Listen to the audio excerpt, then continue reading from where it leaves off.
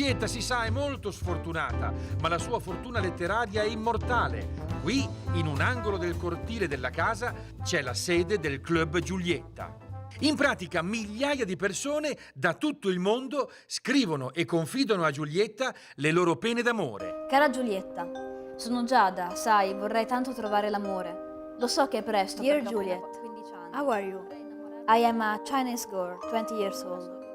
Hola Julieta, yo quiero volver muy pronto a Verona, pero también a Bonjour, Italia.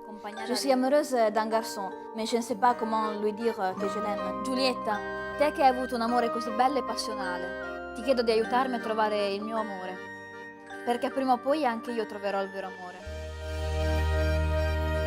Giulietta è ancora viva e lotta assieme a noi contro le pene d'amore, anzi le Giuliette sono tante e sono loro, è magnifico, cioè voi rispondete alla tonnellata di lettere che arriva tutti i giorni a Giulietta. Cosa si prova a immedesimarsi nelle pene d'amore del mondo intero? Ti fanno sentire che l'amore c'è, esiste. Credere nell'amore. Credere nell'amore, quindi Giulietta crea delle relazioni vere. Racconta e raccoglie storie vere. Come questa, dal Sudafrica. E c'è questa giornalista svedese che scrive della sua storia d'amore con questo prigioniero politico sudafricano, lei bianca, lui di colore, e hanno affrontato qualunque difficoltà pur di riuscire a stare assieme, e adesso dopo 21 anni di matrimonio mi scrive a Giulietta raccontando la sua storia e dicendo che l'amore esiste veramente. C'è da crederci ancora l'amore o no?